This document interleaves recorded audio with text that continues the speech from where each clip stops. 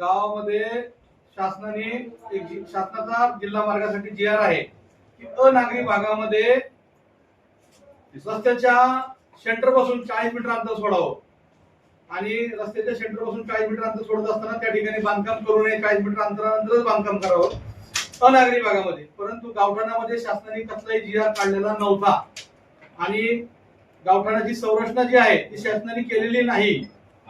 तरी सुद्धा काही राजकीय विरोधापोटी काही अल्पसंतुष्ट लोकांनी या गावामध्ये रस्त्यापासूनच्या अंतराची शासनाकडे तक्रार दाखल केली.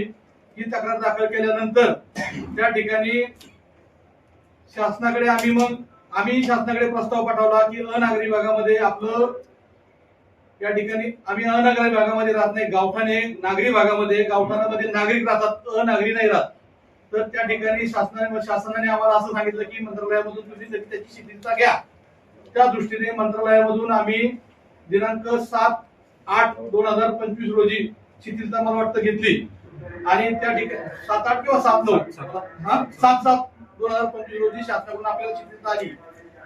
आणि हे होत असताना विरोधक मंडळींनी राजकीय विरोधापोटी अल्पसंतुष्ट मंडळींनी त्या ठिकाणी एवढं चांगलं सुंदर ग्रामपंचायत कार्यालय बांधलेलं असताना त्या ठिकाणी गावाचं वैभवात भर पडलेले असताना सुद्धा त्या ठिकाणी तक्रार दाखल केली की बॉडी बरखास्त करा. या बॉडीनी चुकीचं काम केलंय आणि या ठिकाणी शिवकालीन घुमट पुढे आहेत.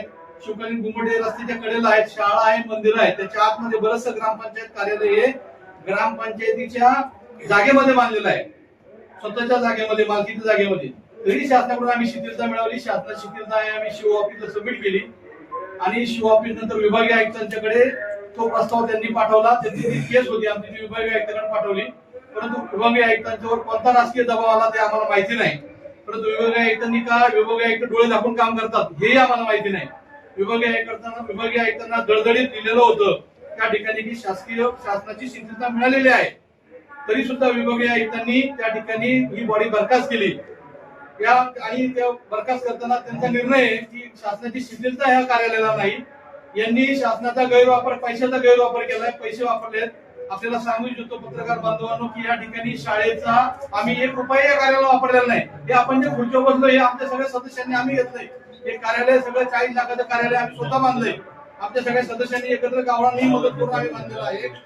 तिथं कसलाही शासनाचा 1 रुपया अजून वापरलेला नाही. तरी विभागीय आयुक्तांनी त्या ठिकाणी त्यांच्या ह्याच्यामध्ये त्यांनी जो निकाल दिला त्या निकालामध्ये त्यांनी शासनाचा निधीचा गैरवापर केला, शिथिलता मिळालेली नाही असा चुकीचा आरोप आमच्यावर केला. या संदर्भात आम्ही ग्रामविकास मंत्री यांच्याकडे गेलो.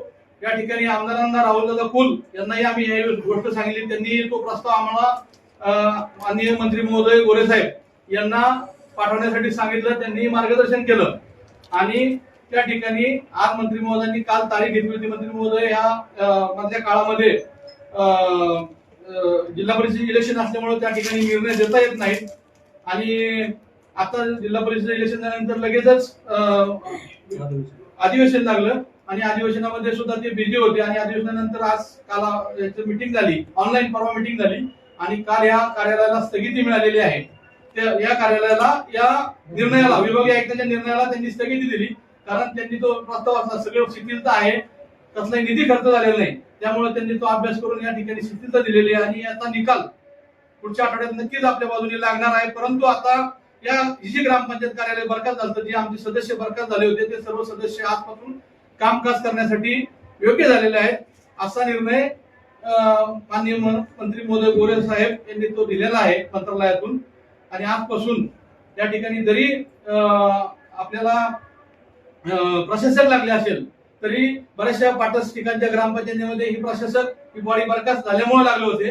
परंतु शासनाचा निर्णय असाही आहे आपल्या इकडच्या भागामध्ये की जरी ज्या गावामध्ये सरपंच, विद्यमान सरपंच आणि सदस्य यांनी हा कारभार जोपर्यंत इलेक्शन लागत नाही तोपर्यंत बघावा. त्या दृष्टीने आज सर्व आमचे सरपंच, उपसरपंच, सर्व सदस्य या ठिकाणी आजपासून हा कार्यभार बघतील. हा कार्यभार बघत असताना शासनाने काही नियम घातलेले आहेत. आरोग्य, पाणी पुरवठा, लाईट, स्वच्छता ज्या मूलभूत गरजा आहेत या मूलभूत गरजांचे अधिकार सरपंच आणि सर्व बॉडीला, उपसरपंच सर्व बॉडीला दिलेले आहेत. आजपासून हाही जे प्रशासक लागलेले आहेत त्या प्रशासकांनाही आम्ही पत्र देणार आहोत आणि हे आम्ही जे शासनाचं पत्र आहे ते त्यांना होतं. उद्यापासून आमचे सर्व सदस्य हे गावाचा कारभार बघतील. ज्या ज्या मूलभूत सुविधा आहेत गावातल्या, आरोग्य, पाणी पुरवठा, लाईट व्यवस्था, या सर्व सुविधा, शाळा, त्या सर्व सुविधांची काम आजपासून सर्व सदस्य करतील. आणि सर्व गावकऱ्यांनी, सर्व मित्र परिवारांनी, भानुबा तरुणांनी, सर्व सहकाऱ्यांनी, सर्व ज्येष्ठ मार्गदर्शकांनी या सदस्यांच्या मागे ठामपणे सर्वजण उभे राहिले आणि उभं राहून या ठिकाणी सर्वांनी सपोर्ट केला की हे खरंच ग्रामपंचायत कार्यालय हे गावाच्या विकासासाठी, हे गावाच्या लोकहिताचं आहे आणि सार्वजनिक उपयोगासाठी, हे कुणाची खाजगी मालमत्ता नाही. त्यामुळं या ठिकाणी शासनासंग जोपर्यंत काही अडचण येईल, अल्पसंतुष्ट लोकांच्या पर्यंत जोपर्यंत अल्पसंतुष्ट लोक शांत होत नाही, जोपर्यंत त्यांचं शेवटच्या क्षणापर्यंत ते संपत नाही, तोपर्यंत हा लढा कायम चालू राहील. धन्यवाद.